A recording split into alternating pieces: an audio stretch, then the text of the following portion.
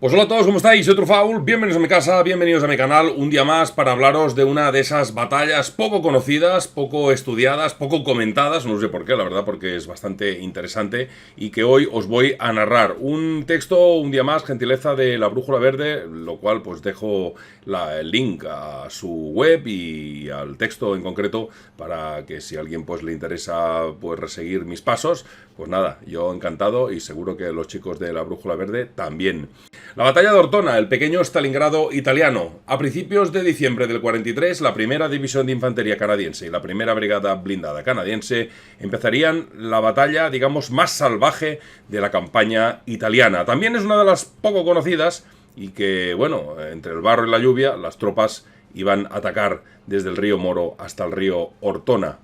Luego, casa por casa y habitación por habitación, se libraría una ferocísima batalla contra los decididos defensores alemanes. Con un coraje, se puede decir, extraordinario, ganaron los canadienses y aseguraron la ciudad justo un poquito después de acabarse todo. Así reza una placa que está colocada desde el año 2000 en la Piazza Plebiscito de la localidad precisamente de Ortona, Italia, donde a finales de 1943 se libraría uno de los combates más fieros de la Segunda Guerra Mundial, pese a sus modestas dimensiones. Ortona es un pequeño municipio de la provincia de Chieti, la región de los Abruzos. Está asomada al mar Adriático, una veintena de kilómetros de Pescara, y tiene una historia realmente rica, porque sería fundada en la antigüedad, probablemente por los frentanos, un pueblo itálico descendiente de los samnitas, sería incorporada a los dominios romanos y ocupada en el medievo por los francos primero y los normandos después. Sería conquistada por la República de Venecia, que se la disputaba con Aragón en el siglo XV, para pasar luego a manos españolas en el siguiente, en el XVI, y finalmente incorporarse al Reino de Italia ya en el 19. Hoy es una ciudad pequeña, que en verano pues multiplica su población, pero que fuera de temporada apenas supera los 20.000 habitantes, el doble de los que tenía cuando en la Segunda Guerra Mundial superó su Ecuador y entró en la campaña italiana a mediados del 43, con el objetivo de obligar a los alemanes a desviar tropas a Francia, pues ya tropas desde Francia a Italia, pues ya se estaba planeando la operación Overlord, famoso desembarco de Normandía, y lo que se necesitaba era que de Francia pues desaparecieran unidades que después pues pudieran enfrentarse a las tropas aliadas. El caso es que, dado que la campaña del norte de África acababa de terminar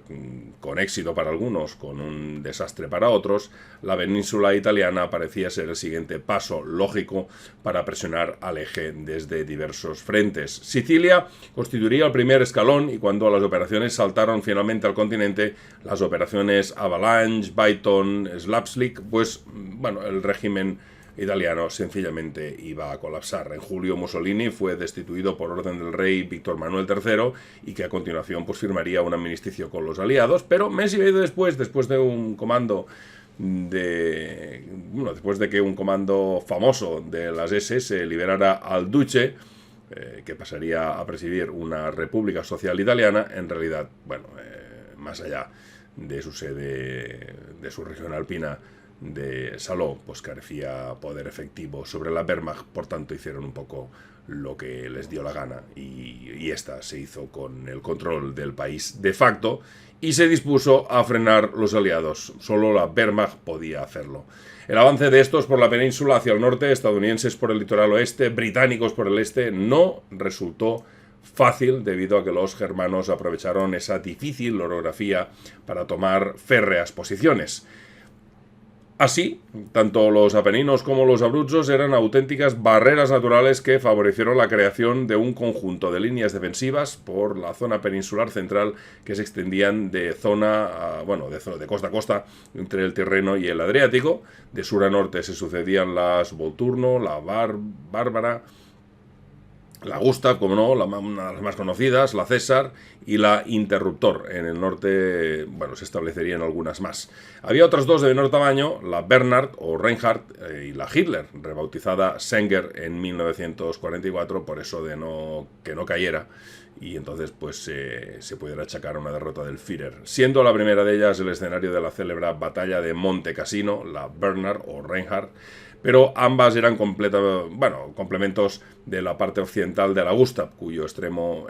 terminaba precisamente en Ortona, aprovechando otro obstáculo que proporcionaba la naturaleza, el río Sangro, del que discurría paralelamente a este tramo. Entre las tres formaban la llamada línea de invierno, armada con búnkeres, cañones, nidos de ametralladoras, alambradas y, por supuesto, campos minados. A ellos se sumaba el grupo de ejércitos T, una agrupación de tropas cuyo mando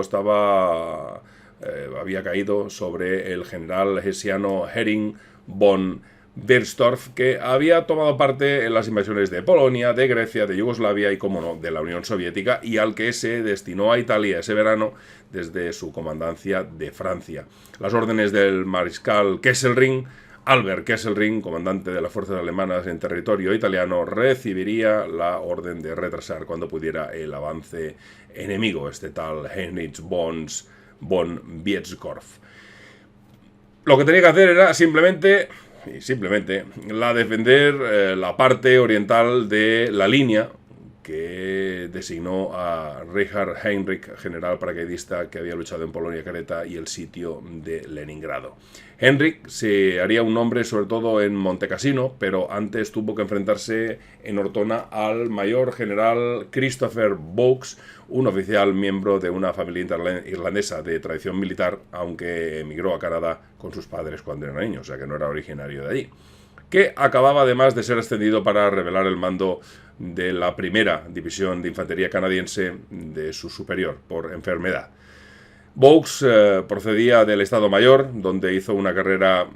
bastante fulgurante y se le valoraba por el equilibrio que lograba entre la parte técnica, la planificación y la dirección operativa, y la humana, comprensión y motivación hacia sus hombres. Las líneas Volturno y Bárbara caerían a lo largo del mes de octubre, principios de noviembre de 1943. La ofensiva contra la línea Gustav, a cargo del 8º Ejército Británico, y que estaría formado por 4 divisiones de infantería, una británica, una canadiense, una india y, como no, una neozelandesa, más 2 brigadas acorazadas, harían que, bajo la dirección del general Sir Harold Alexander, que empezó el día 23, pues todo fuera muy rodado. Antes que acabara el mes, la 78 División de Infantería del mayor general Vivian Everleg pues ya había conseguido cruzar el río Sangro, y de manera que el siguiente río que tenían que atacar sería mucho más pequeño, se trataría del Moro, que estaba a 6,5 kilómetros, y fue cuando en ese momento preciso un Everleg que había asumido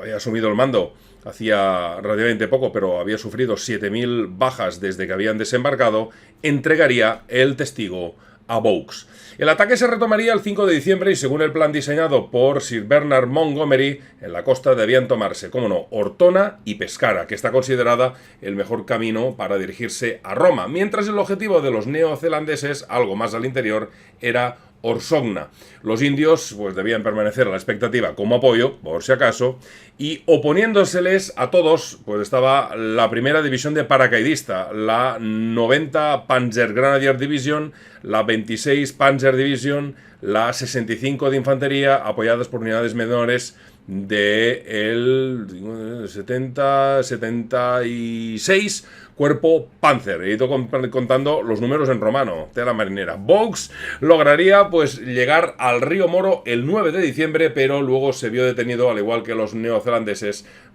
por la fiereza de los soldados alemanes, razón por la cual se le iba a ordenar, digamos que, intervenir a la división india que estaba como apoyo, cuyos ingenieros tenían que tender un puente.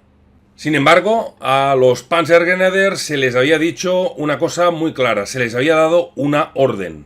luchar hasta la última casa y hasta el último árbol. En este punto la verdad es que no sé por qué, lo de los árboles, pero bueno. Resistieron al recibir el refuerzo de los paracaidistas, los Fallschirmjäger, que entre los cuales estaba el teniente Harold Quandt, hijo del primer matrimonio de Magda Goebbels, y que también iba a combatir en Montecassino, mientras el 23 de diciembre Montgomery dejaba Italia para centrarse en la operación Overlord, siendo suplido por el teniente general Sir Oliver Leese. El brigadier Howard Graham, de la primera brigada de infantería, la primera división canadiense, se las iba a arreglar para superar las inclemencias meteorológicas, que en ese momento fue algo tremendo. Parecía que se había abierto el infierno y todos los demonios, porque hubo unas tormentas terribles que, bueno, las lluvias convirtieron de hecho el terreno en un barrizal y lo que eran los ríos en verdaderos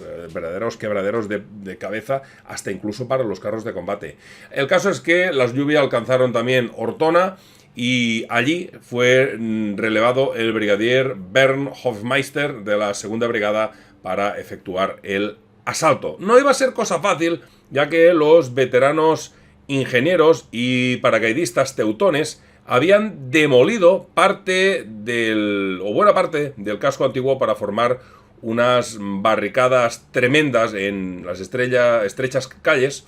donde situar ametralladoras, ocultar carros de combate, sembrar minas y otro tipo de trampas explosivas y trampas para bobos. Un mortal laberinto que obligaría a los canadienses a combatir de una forma muy atípica y por la cual no estaban del todo preparados. No sabía lo que se les venía encima. Todo empezó el día 20 con un ataque frontal del Loyal Edmund Regiment y de los Seaforth Highlanders of Canada, a los que se les sumaría la tercera brigada de infantería con un movimiento de pinza de flanqueo. Al día siguiente entraron en el casco urbano, pero allí les esperaba un verdadero infierno que a menudo se define como precisamente eso, un Stalingrado a pequeña escala. Y es que, aunque los aliados estaban auxiliados por los carros del 12 Regimiento Blindado de Canadá, los alemanes disponían de antitanques ocultos que los iban a frenar, pero a la primera de cambio, obligando a las tropas a luchar casa por casa y aplicar una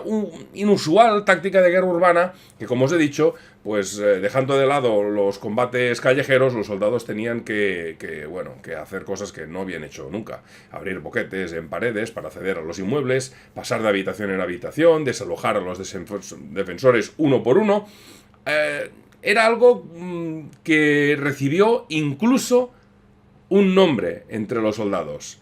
Mouse Hauling, o ratonera, que ya se había practicado en Dublín durante el lanzamiento de Pascua de 1916. Los canadienses, una de las cosas que les fue muy bien para tirar hacia adelante y eliminar los Falching Jaggers de algunas posiciones, fue usar sus Piats, sus armas anticarro, para abrir estas aberturas, flanquear algunas casas y atacar por diferentes lugares, pues esos puntos calientes, esos puntos fuertes de los alemanes. Abrir aberturas, lanzar granadas al interior, para a continuación, pues lo típico, pegar un puñetazo o un golpe de pie en la puerta y entrar, barrer las estancias y escaleras con ametralladoras, incluso llegando al cuerpo a cuerpo con puñales. A menudo se debía de repetir la operación diversas veces, incluso reventando tabiques, pasando a los cuartos contiguos como hicieron los británicos ante los Zulus en Rogues Drift, aunque en aquel caso era para escapar, no para atacar a los alemanes como era este caso. Igualmente, era una forma de pasar de un inmueble a otro sin exponerse a recibir una ráfaga o un disparo de un francotirador al aire libre, de los cuales los alemanes estaban muy bien dotados. No faltaron ocasiones en que la dinamita, para reventar toda la casa de arriba abajo hasta los cimientos, pues fuera usada para aplacar estas posiciones fuertes alemanas. Algo que se practicaría no tan solo en el bando canadiense, sino también en el bando alemán, porque hubo también esos tejes y manejes de ahora esta casa es tuya, ahora es mía, pues un poco lo que hablamos, un poco el estilo Stalingrado. Y los días 24 y 26 de diciembre los alemanes llevaron a cabo diversos contraataques que causaron un significativo número de bajas a las fuerzas canadienses de la ciudad. Unos aproximadamente unos 650 hombres, pero al estar carentes de suministros y ante el peligro de ser rebasados por uno de los flancos y embolsados por la tercera brigada, los defensores alemanes juzgaron preferible abandonar finalmente Ortona en la siguiente jornada. Por tanto, Vaux se apoderó de la ciudad tras poco más de una semana de batalla el 28 de diciembre, aunque a costa de una verdadera sangría humana y material. El centro histórico ortonés quedó prácticamente demolido, prácticamente a nivel de suelo, y apenas se salvaron la catedral, el hospital y algún lugar más de interés, pero poco más, gracias a que la marcha de los alemanes hizo innecesaria su demolición. No obstante, el peor fue el coste humano, lo que se conoció como el diciembre sangriento. Los canadienses registraron un número de bajas totales que superó los 500 muertos, 1.375, si tenemos en cuenta las acciones previas en el asalto al río Moro, y 964 heridos, lo que suponía la cuarta parte de las bajas sufridas por ellos en toda la campaña italiana. A las que había que sumar cerca de 5.000 evacuados por enfermedad, por agotamiento. Bueno, el caso es que parece ser que Vaux lloró al conocer estas cifras, lo que no evitó que sus hombres le apodaran el carnicero y que recibiera durísimas críticas por su poco imaginativo sistema de sacrificar un batallón tras batallón, lo que, bueno, al final pues se seguiría haciendo en días más tarde hacia la marcha en Pescara, o sea que no había otra manera de eliminar a los alemanes que era sacrificando hombres y sacrificando equipo. ¿Y todo para qué? Se preguntaron muchos, porque el impacto de la batalla tuvo en el desarrollo de la guerra absolutamente ninguna importancia en comparación con otras de mucho más renombre y que causaron pues y menos o iguales bajas. Salvo por el hecho que los alemanes tomaron una muy buena nota de las tácticas que emplearon los canadienses y las repitieron en Monte Cassino, un lugar donde, como todos vosotros sabéis, y es mucho más conocida, pues ahí sí que se defendieron con uñas y dientes y supieron mucho mejor cómo hacerlo, aunque allí, pues ya sabéis que el tema fue los análisis sobre el valor estratégico de Ortona difieren bastante según el bando. Los aliados, por ejemplo, lo consideran muy valiosa por ser uno de los pocos puertos de aguas profundas que se podían usar en el Adriático a fin de abastecer al octavo ejército, acortando las líneas de suministro existentes en el momento y que se extendían hasta Bari y Tarento. Y para los alemanes, en cambio, su valor fue limitado, pues, debido a que habían dinamitado las instalaciones portuarias y no podían usarse, por lo que no merecía la pena tal derramamiento de sangre. Además, siempre consideraron Ortona como un enfrentamiento menor, 2 batallones por cada bando que defenderían su deber, cumplirían con su deber y bueno, todo parece ser que fue muy amplificado por los aliados y así pareció manifestarlo incluso Vaux por la petulante declaración de que había aplastado y dado una lección al adversario, olvidando de que los alemanes le infligieron muchas más bajas de las que los alemanes tuvieron. En cualquier caso, con mayor o menor razón, pero por su parecido con el desarrollo de lo ocurrido, lucharon casa por casa y la batalla ha pasado a la historia con el sobrenombre del Stalingrado de Italia. Espero que os haya gustado, espero que os haya entretenido este trabajo de la Brújula Verde. Desde aquí mandarles un fuerte abrazo y os dejo abajo en descripción, como siempre, las fuentes usadas. Hasta luego a todos. Chao, chao. Y camiseta del tigre, aunque el defensor es ruso. ¡Hasta luego! Saludos.